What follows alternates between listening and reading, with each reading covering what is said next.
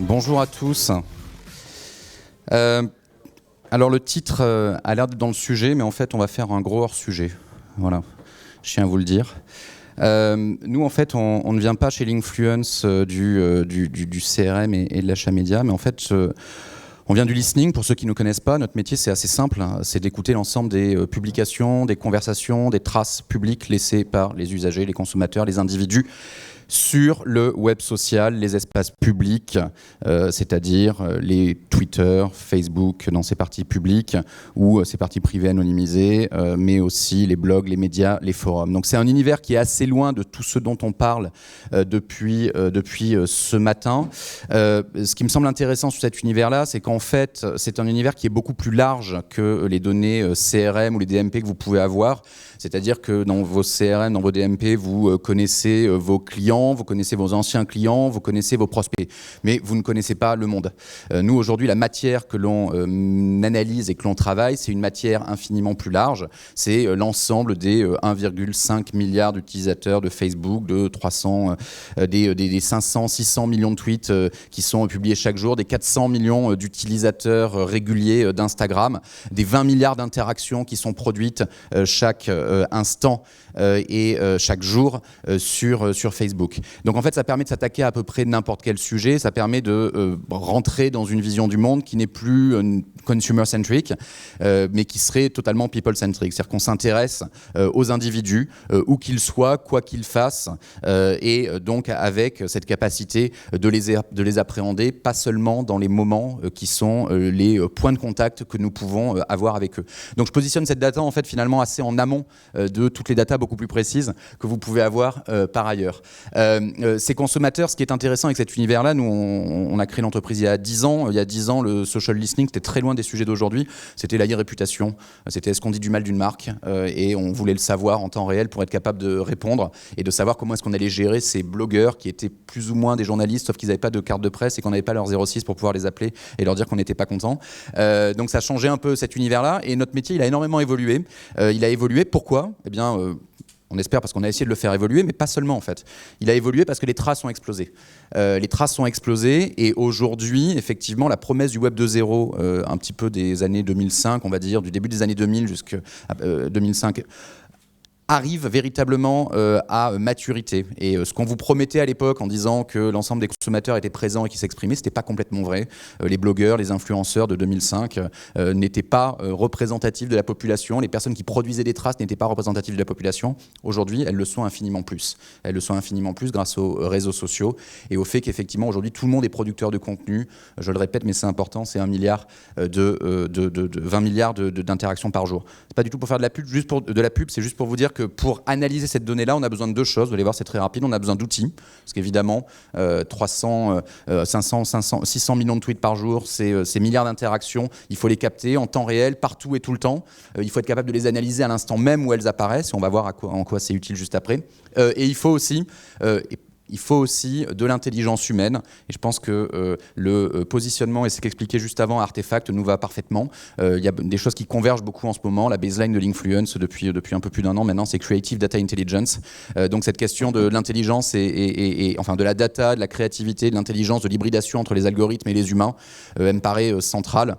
On a vu les annonces des publicistes, autres WPP, qui sont aussi en train de se positionner exactement là-dessus. Et alors, effectivement, où c'est que ça nous amène tout ça ? Ça nous amène où ? En fait, ça nous amène à une évolution de notre marché, de notre métier, qui fait qu'on est en train de rentrer pleinement dans vos problématiques. Et je voudrais l'illustrer très rapidement, très simplement. Et si vous avez envie d'en savoir plus, bien viendrez nous demander.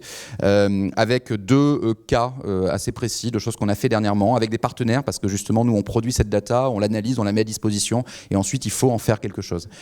Ces deux cas qui se trouvent avoir été réalisés avec Publicis, le premier avec Publicis Neuron pour Nova Nuit, et le second avec Publicis ETO sur des problématiques plus de DMP et de CRM pour PlayStation. On va attaquer directement le premier.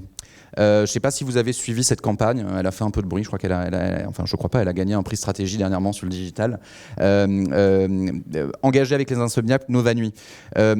En fait, ce qu'on a peu raconté et qu'on a assez peu raconté avec Publicis, mais qu'on va raconter de plus en plus, c'est comment cette campagne, qui est un joli succès, un très beau succès, a été totalement nourrie en amont, pendant et en aval par la data et par la donnée sociale. C'est-à-dire pas le même type de données effectivement dont on parle aujourd'hui, une donnée beaucoup plus large de l'ensemble des conversations sur le web social de n'importe qui sur un sujet aussi commun et large que les insomnies.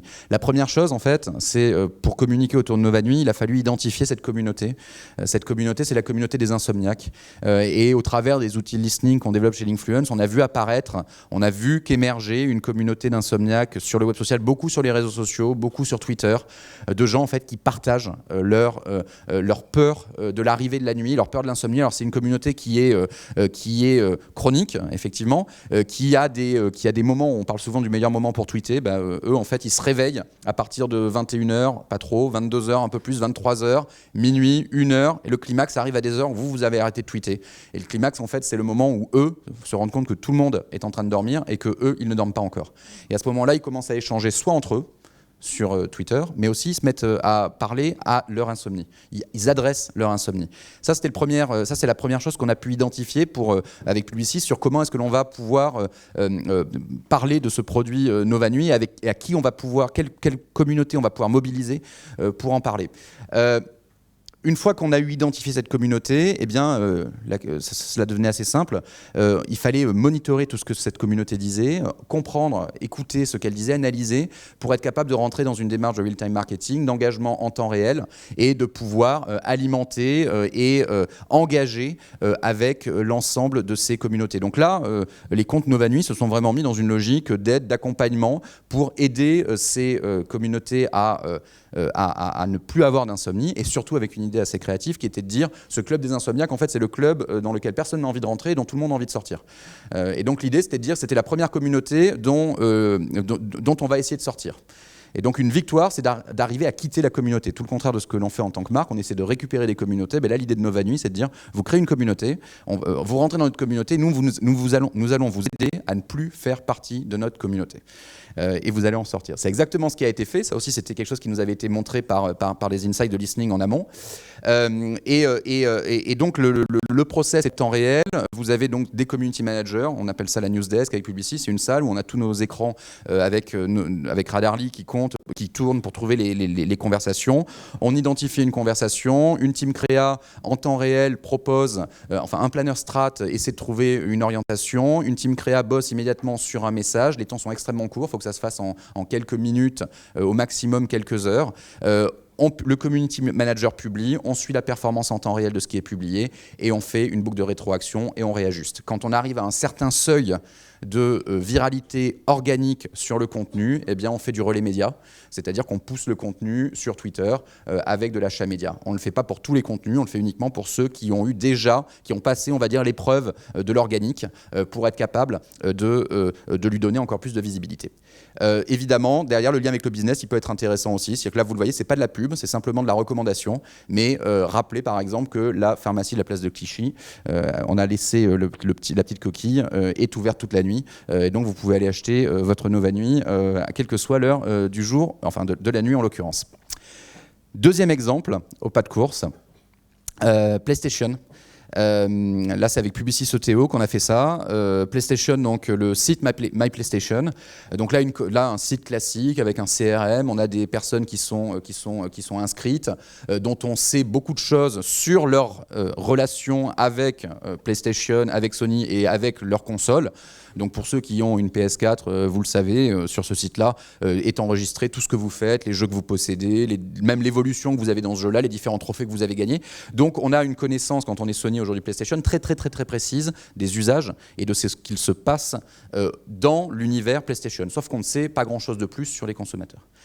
Sur ces usagers. Et donc là, l'idée, c'est comment est-ce que l'on va enrichir l'ADMP, comment est-ce qu'on va enrichir le CRM avec des données qui sont des third-party data, qui viennent du web social et qui, pour les utilisateurs qui ont déclaré, qui ont voulu partager sur le site PlayStation quel était leur compte Twitter et donc les espaces sociaux et publics sur lesquels ils s'exprimaient, eh bien on va pouvoir enrichir le profil conso avec des affinités. Pour vous donner un ordre, alors on a évidemment sur PlayStation on a des données qui sont socio-démos, on a des données d'usage comportemental sur l'usage de la console et des jeux, et on va rajouter des données social media, très simplement. Donc ça permet effectivement d'affiner ces profils consommateurs. Très concrètement, qu'est-ce que ça va permettre de faire? Une infinité de choses. On va par exemple être capable de savoir que un utilisateur, un inscrit sur le réseau PlayStation a parlé et a beaucoup parlé du Tour de France, donc le vrai Tour de France. Or, on sait que dans les jeux qu'il possède, il n'a pas le jeu Tour de France qui vient de sortir quelques semaines plus tôt. Eh bien, typiquement, on va pouvoir adapter les messages, les mailings ou les différentes sollicitations qu'on pourra avoir pour lui dire, eh bien, sur le PlayStation Network, sur le PlayStation Store, il y a le jeu Tour de France qui est accessible avec un incentive, par exemple, en disant vous avez 10% ou 20% de remise si vous l'achetez immédiatement. Les exemples, ils sont à l'infini. Ce qui est important là-dedans, c'est effectivement le fait de pouvoir injecter de la donnée sociale. Ça pose des questions au niveau de la privacy, mais il faut quand même... mais c'est pour ça qu'on est effectivement sur du sur du volontaire, et on ne le fait que sur les profils qui ont renseigné leurs comptes sociaux. Mais une fois qu'ils ont renseigné leurs comptes sociaux, on a cette possibilité d'augmenter ces différents segments socio-démo et comportementaux sur notre site avec des informations affinitaires tirées du web social. Une minute.